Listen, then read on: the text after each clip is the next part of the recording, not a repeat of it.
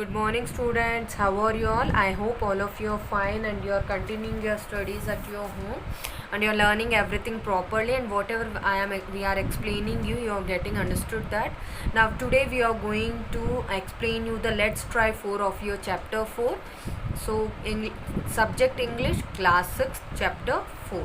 So let's try 4. Answer these questions. Means we have to read the questions and then we have to give the answers. I hope you have understood this this chapter, and this chapter was very interesting and we can remember everything very easily in this chapter, is it? If you have seen the videos carefully, so let's start now. First question: when and where was Rabindranath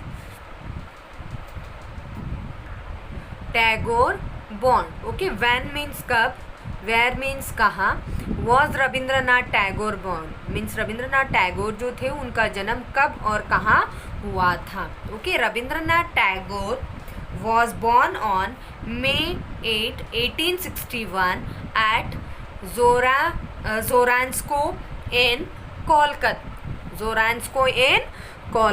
Okay, when and where was Rabindranath Tagore born? Rabindranath Tagore was born on May 8, 1861 at Zoransko in Kolkata. Okay, students, don't forget these things. Question number 2 is, why did Rabindranath Tagore want to open a school? क्यों रविंद्रनाथ टैगोर एक school खोलना चाहते थे? Rabindranath wanted to build an informal school for the poor.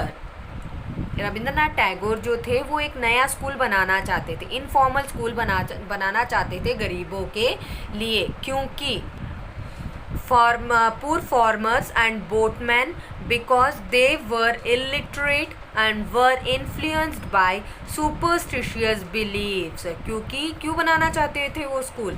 क्योंकि वो गरीब जो किसान होते थे, जो बोटमैन यानी जो नाव चलाने वाले जो व्यक्ति होते थे, क्योंकि ये जो लोग थे ये इलिटरेट यानी अनपढ़ थे, गंवार थे, and were influenced by superstitious beliefs, और वो क्या करते थे, वो अंधविश्वासी जो चीज़ें होती थी उन पर बहुत ज़्यादा विश्वास करते थे. The school was built at Shanti Niketan near Bolpur in West Bengal, और वो स्कूल उन्होंने कहाँ बनाई?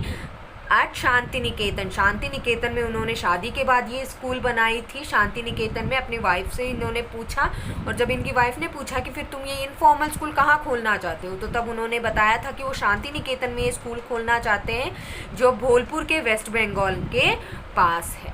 Okay, now let's see question number 3. What is Rabindranath Tagore referring to in the statement? यहाँ पे रविंद्रनाथ टैगोर में ये जो स्टेटमेंट दिया गया है इसमें किस चीज़ की तुलना की जा रही है वो दर्शा रहे हैं, बता रहे हैं.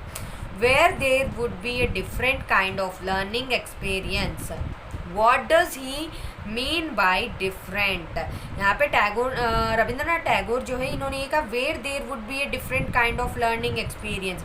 कहाँ पे ऐसी पढ़ाई हो सकती है जहाँ पे हम कुछ अलग सा, कुछ भिन्न सा अनुभव कर सकते हैं. यहाँ पे रविंद्रनाथ टैगोर क्या डिफरेंट का मतलब क्या बता रहे हैं? यहाँ पे भिन्न, अलग या प्रकार, कुछ ऐसा बता रहे हैं या क्या बता रहे हैं? हमें इसका आंसर देना है. So let's see now. Rabindranath Tagore is referring to the school he wanted to build at Shanti Niketan. Rabindranath Tagore यहाँ पे किस चीज़ से रेफ़र कर रहे हैं? वो एक स्कूल बनाने के लिए जो बोल रहे थे उसके लिए यहाँ पे उन्होंने रेफ़र किया है एक school. Referring to the school, वो विद्यालय को रेफ़र कर रहे हैं जो वो कहाँ बनाना चाहते थे? शांति निकेतन में. बाय डिफरेंट ही मीन्स, यहाँ पे डिफरेंट का मतलब क्या है? नॉट ए स्कूल, स्कूल नहीं, with formal learning but one where studies would be under the open sky outdoors. इनका मतलब ये है, डिफरेंट का मतलब ये है कि जैसे कि कोई एजुकेशन नहीं, कोई किताबें नहीं. इनका मतलब ये हो रहा है कि वो ऐसा स्कूल खोलना चाहते हैं जहाँ पर कोई फॉर्मल लर्निंग ना हो, जैसे कि किताबों को रटाने की पढ़ाई ना हो. वो ऐसा स्कूल खोलना चाहते हैं जहाँ पर पढ़ाया जाए लेकिन खुले आसमान के नीचे, और बाहर पढ़ाया जाए, चार दीवारों के बीच में. उन्हें पढ़ना और पढ़ाना बिल्कुल भी पसंद नहीं था. किसको? रविंद्रनाथ टैगोर को. So answer is Rabindranath Tagore is referring to the school he wanted to build at Shanti Niketan. By different he means not a school with formal learning but one where studies would be under the open sky outdoors. Okay, now let's see question number 4. Where were William Wordsworth and his brother sent after they were orphaned? Rabindranath means William Wordsworth और उनके भाई को ऑर्फनेट means जिनके माता और पिता दोनों ही ख़त्म हो जाते हैं, यानी उनकी मृत्यु हो जाती है, उन्हें ऑर्फन किया जाता है, यानी कहीं और जगह पर उनके पालन पोषण के लिए उनको भेज दिया जाता है. So answer is after they were orphan. जैसे where were William Wordsworth and his brother sent after they were orphan. जैसे ही उनको ऑर्फन किया जाता है, मतलब कहीं और किसी के मतलब उनके भाई बहनों को तो मतलब उनके रिलेटिव्स के यहाँ भेजा गया, किसी और को कहीं भेजा गया, तो ऐसे उनको ऑर्फन किया गया. उसके बाद उनके भाई को उन्हें कहाँ भेजा गया? The brother were sent to live with their relatives. उनके भाई को उनके रिश्तेदार के घर पे भेजा गया रहने के लिए.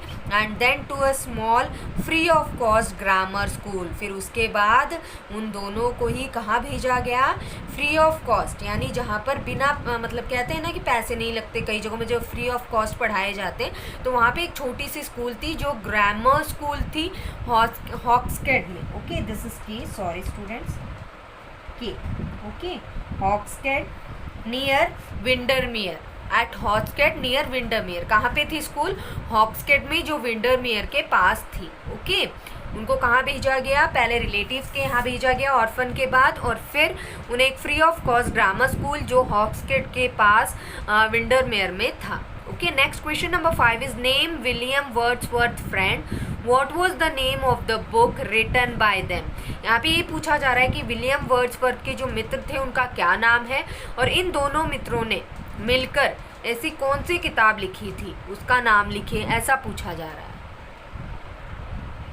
Answer is William Wordsworth friend was Samuel Taylor Coleridge. Okay, William Wordsworth के मित्र कौन थे? Samuel Taylor Coleridge. इन दोनों ने ही जो किताब लिखी थी वो थी lyrical ballads. They wrote lyrical ballads. Okay, William Wordsworth's friend was Samuel Taylor Coleridge. They wrote lyrical ballads. Okay, next question number 6 is what made William Wordsworth a celebrity.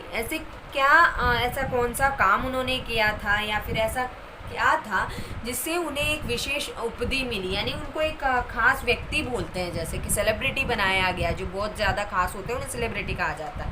So answer is Wordsworth became England's poet laureate which was a huge honour. यहाँ पे William Wordsworth जो थे उन्हें England का कवि बनाया गया, और उनको एक उपाधि दी गई थी जो एक कहते हैं ना कि एक हॉनर कहा जाता है, एक रेस्पेक्ट के तौर पे उन्हें लॉरिएट की एक उपाधि दी गई, पुरस्कार मान लो. तो जो एक व्यक्ति जो अपने नाम के आगे इसका यूज़ कर सकता है, हर कोई यूज़ नहीं कर सकता इसको. He wrote many beautiful poems. उन्होंने अच्छे अच्छे पोएम्स, कविताएँ लिखी. For which he enjoyed fame and recognition. Okay, Wordsworth became England's poet laureate which was a huge honor. He wrote many beautiful poems for which he enjoyed fame and recognition. Okay students, I hope you have understood this. You have to learn and write this 6 question answers in your fair note. Okay, have a nice day.